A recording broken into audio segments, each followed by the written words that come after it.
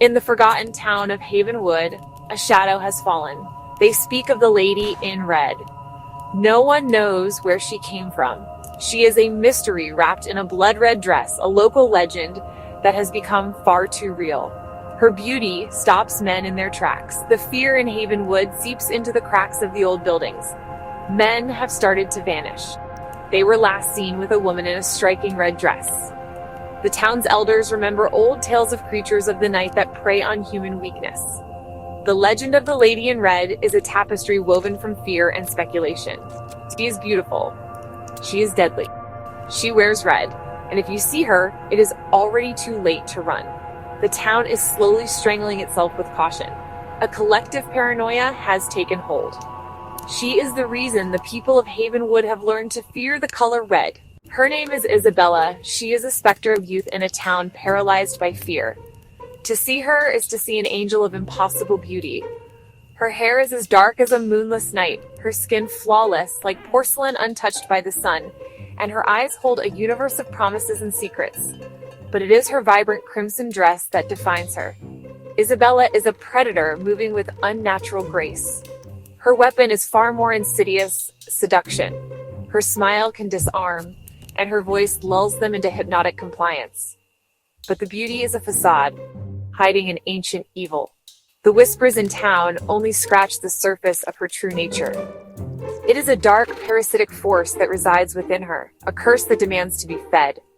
Once they are alone with her, the mask comes off. The seductive angel is replaced by a being of pure horror. The community remains ignorant of the supernatural truth. The pattern of death is becoming undeniable. They simply look empty. Their life force, their very souls, have been drained away. They do not understand that they are not hunting a person, but a legend. Before the red dress, there was just a girl. Her name was once whispered with affection, not fear. Isabella grew up on the outskirts of Havenwood, in a small, weathered farmhouse that stood against the wind. She was a quiet child, overshadowed by the world around her. Her life was not one of joy or warmth. It was a life of neglect. Her father was a distant storm, a man lost to drink and sorrow after her mother's passing. Her mother, a woman she barely remembered, was just a faded photograph on the mantelpiece. Isabella was left to raise herself in the silence of their decaying home, a ghost in her own life, unseen and unheard. She was a lonely soul, yearning for connection. At school, she was invisible. The other children, with their bright clothes and easy laughter, seemed to live in a different world. Isabella would watch them from a distance, a hunger for acceptance gnawing at her heart. She dreamed of being noticed, of being wanted, of being loved. This desperate need for validation became a dangerous void within her. It was a darkness waiting to be filled, an open wound susceptible to infection. She carried this emptiness with her every day, a heavy cloak that was far more oppressive than any shadow Havenwood could cast upon its streets. Her only solace was the nearby forest. She would spend hours wandering among the ancient trees, where the silence felt like a friend rather than a judgment. It was there she felt a sense of belonging, a connection to something older and more profound than the cruel, indifferent world of people. The woods seemed to understand her loneliness. It whispered secrets on the wind, secrets of power and forgotten things. She didn't know it then, but the forest was not empty. Something ancient slumbered there, and it had been watching her. It sensed the profound ache in her soul, the perfect vessel for its own dark desires.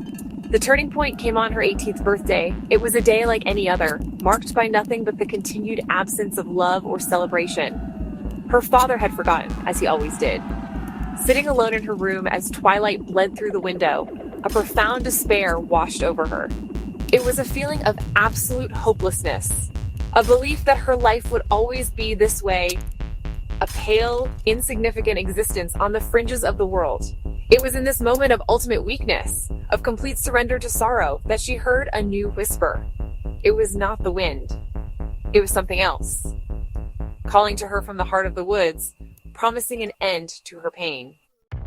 Drawn by a force she could not comprehend, Isabella left her silent house. She walked into the woods, deeper than she had ever gone before. The moon was a sliver in the sky, casting long, skeletal shadows across her path. She came to a clearing she had never seen, where a gnarled, ancient oak tree stood alone, its branches twisted towards the sky like tormented arms. There was an aura around the tree, a palpable energy that made the air thick and cold. It was a place of immense power, a place where the veil between worlds was thin. She was not afraid. The emptiness inside her was greater than any fear. A voice slithered into her mind. It was not a sound heard with her ears, but a thought planted directly into her consciousness. It was smooth, seductive, and ancient. It spoke of her pain, her loneliness, her desire to be seen. It knew every secret corner of her heart, every tear she had shed in solitude. The voice offered her a gift of beauty that no man could ignore, a gift of allure that would make her irresistible. She would never be invisible again. She would be worshipped, desired, and remembered. All she had to do was accept. All she had to do was say yes. The price for this gift was simple, the voice explained. It was a small thing, really. The power it would grant her needed sustenance. It fed on the very thing she craved, the adoration of men. Each time she took a man's devotion, she would also take a piece of his life force to fuel her own eternal beauty. The voice painted it as a fair exchange. They would give her a moment of their fleeting existence, and in return, she would receive an eternity of being wanted. In her despair, it did not sound like a curse. It sounded like salvation. It sounded like justice for a life of being ignored. With tears streaming down her face, Isabella accepted the pact. She spoke her consent into the oppressive silence. The word was a key, unlocking a door to something terrible and old. The ancient oak tree groaned, and a dark, viscous sap, black as night, bled from its bark. The voice commanded her to drink. Hesitantly, she touched her fingers to the substance and brought them to her lips. The taste was of rich earth, bitter regret, and intoxicating power. A cold fire spread through her veins, rewriting her very being. The lonely girl who had walked into the woods was gone forever. Something new, something terrible and beautiful, was born in her place. When Isabella returned home, she was different. The change was etched into her very flesh. She looked into the cracked mirror and did not recognize the person staring back. The shy, plain girl was gone. In her place was a woman of breathtaking beauty. Her eyes now held a hypnotic depth. Her skin glowed with an ethereal light. There was a newfound confidence that radiated from her, deeply unsettling. The power thrummed beneath her skin, a hungry, living entity that was now a part of her. Her first test came sooner than she expected.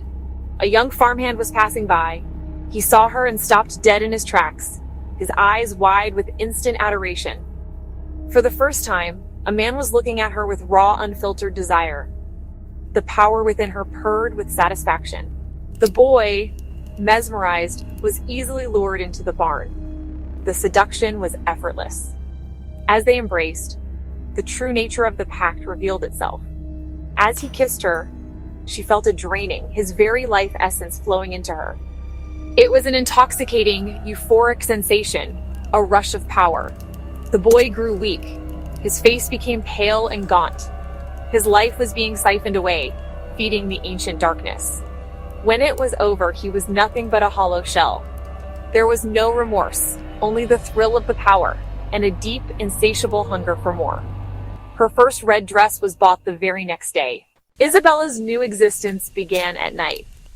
Dusk was her dawn, the moment she would slip into one of her many crimson dresses and begin her hunt. She was a creature of routine, a predator with a preferred hunting ground. The lonely roads on the edge of Havenwood became her domain. She was a beacon for lonely men, for travelers, for those whose hearts held even just a sliver of yearning. The power inside her was a living compass, pointing her towards the most susceptible souls. She learned to relish the hunt, the patient waiting, the moment a pair of headlights would slow and stop for the beautiful, stranded woman. Isabella became a mirror, reflecting back whatever a man wanted to see. Her beauty was the bait, but her feigned understanding was the hook that truly sank deep into their souls. The act of the kill was always intimate, a chilling parody of love. The locations became her altars of sacrifice. But as their lips met, the cold drain would begin, feeding the insatiable entity that lived within her. Confusion would cloud their passion-filled eyes, slowly replaced by a dawning, abject terror. She left them where they fell, empty husks discarded after their purpose was served. The Crimson Huntress would then straighten her dress, smooth her hair, and walk back into the night, already thinking of the next meal. So, Isabella adapted. She brought her hunt into the heart of the town itself. The Crow's Nest, the only tavern in Havenwood, was a place of dim lights, cheap whiskey, and drowning sorrows. It was the perfect place to find men whose guards were lowered by alcohol and camaraderie. One evening, she walked in, and the entire room fell silent. Dressed in a simple, elegant red dress, she was a vision of impossible beauty amidst the grime and desperation. Every eye was on her as she took a seat alone at a small corner table.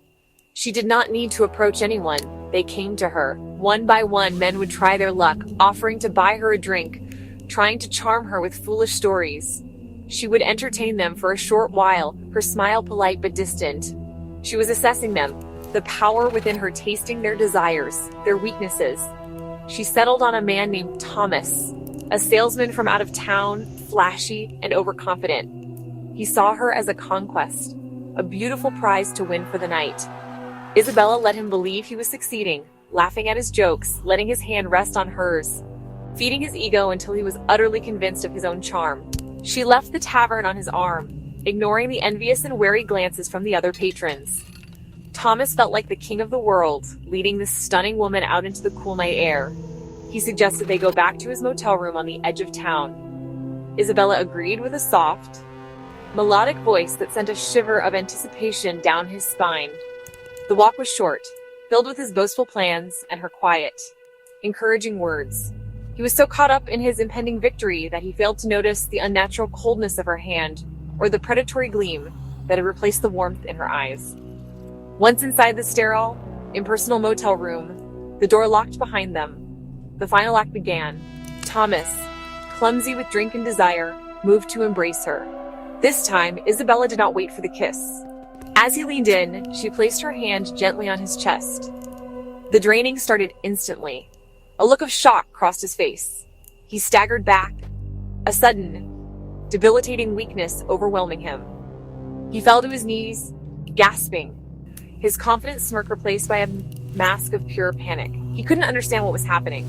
He clutched his chest as his world faded to gray, his last sight being the beautiful woman in red, watching him perish with an unnerving, serene detachment.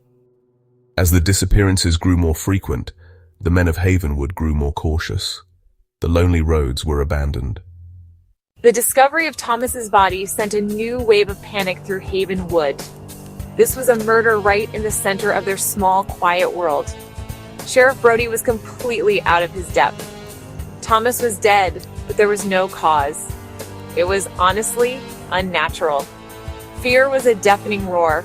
The Crow's Nest became a ghost town. The story of the beautiful woman in red spread like wildfire. The streets were now utterly desolate after dark. The town was waiting for the monster to strike again. Isabella felt the town's fear, and honestly, it amused her.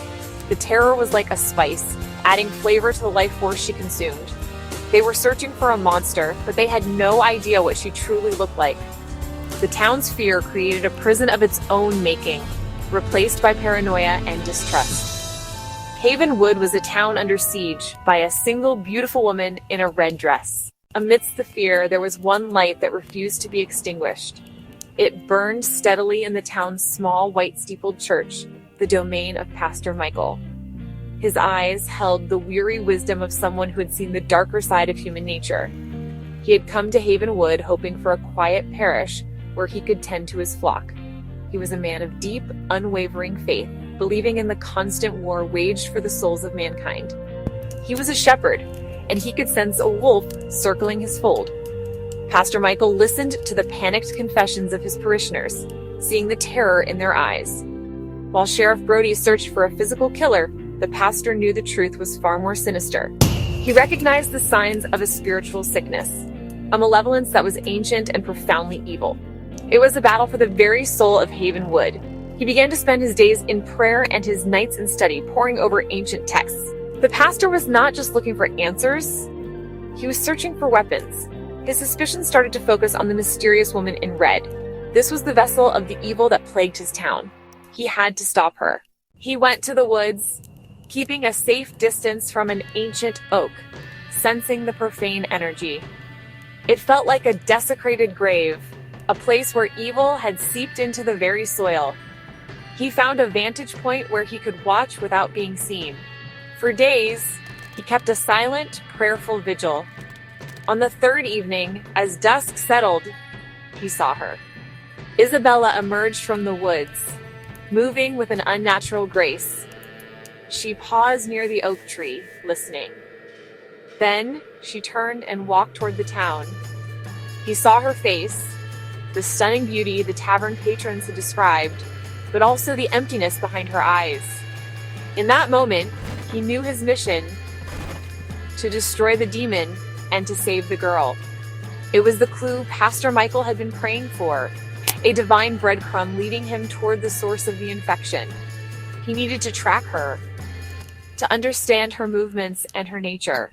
The pastor, shaken by Isabella's transformation, knew faith alone wouldn't be enough. He returned to his church, unlocking a chest of ancient relics, a heavy silver crucifix, cold and humming with history. He blessed holy water with fervent prayer, filling a vial that felt like liquid fire in his pocket. Scripture became his shield. The verses of exorcism burned in his memory. He steeled himself, determined to be a vessel of light, not fear. The plan was set. He would lure the lady in red onto holy ground, making the church his battleground. The risk was immense, but as Havenwood shepherd, he would face the wolf to save his flock. Armed with faith, relics, and resolve, Pastor Michael prepared for war. Pastor Michael's desperate plan: draw Isabella into the church, his fortress of prayer. He left the doors unlocked, a single lamp burning, a silent challenge to the darkness. Night after night, he waited, faith battling doubt as silence pressed in. On the third night, the air turned icy. The candle flickered violently. A shadow crossed the doorway. Isabella, draped in crimson, stepped into the light. Her eyes met his, a predatory smile curling on her lips. The huntress had come for the shepherd. The trap was sprung. The final confrontation was at hand. Pastor Michael gripped his crucifix, ready for the battle of souls. Isabella glided in, her presence chilling the air, her smile mocking. She circled, taunting, her voice a hypnotic melody. I wanted to see what kind of man leaves his door open for a monster. Pastor Michael stood firm, silent, refusing to be baited. You have no power here, he declared, raising the crucifix. Isabella laughed, shadows writhing at her feet. There is only power, and you have none. The pastor's faith blazed. The one you serve is the father of lies. His power is nothing before the one who conquered death. The crucifix pulsed with light. Isabella flinched, her mask cracking. The battle lines were drawn. Faith against darkness, hope against despair. The war for Havenwood's soul had begun. Pastor Michael's resolve would be tested like never before. Crucifix raised, Pastor Michael prayed with unwavering authority. In the name of Jesus Christ, I command you, release this child of God. Isabella recoiled, shrieking as the holy word struck her. Darkness exploded. The demon's guttural voice hissed, This vessel is mine. The room became a storm of rage, but the pastor pressed on, flicking holy water, each drop burning the evil away. For a moment, Isabella's true eyes flickered through the torment, pleading for release. Fight it, Isabella. Call on the Lord, he urged, advancing, the crucifix glowing brighter. The demon thrashed, its power waning within the consecrated walls. The final battle for Isabella's soul reached its violent climax. Faith and fury collided in the heart of the church. The demon's last shriek faded, black vapor fled Isabella's lips, vanishing in sacred air. She collapsed, the oppressive, cold-lifting silence settling over the church slowly. Isabella awoke, her eyes filled with horror and grief. As memories returned, tears streamed down her face, sobs racking her body. Pastor Michael knelt beside her, offering compassion, not judgment. He spoke softly of forgiveness, and the long road to healing the lady in red was gone. Only a broken girl remained, haunted by guilt. Isabella clawed at the crimson dress, desperate to shed its cursed memory.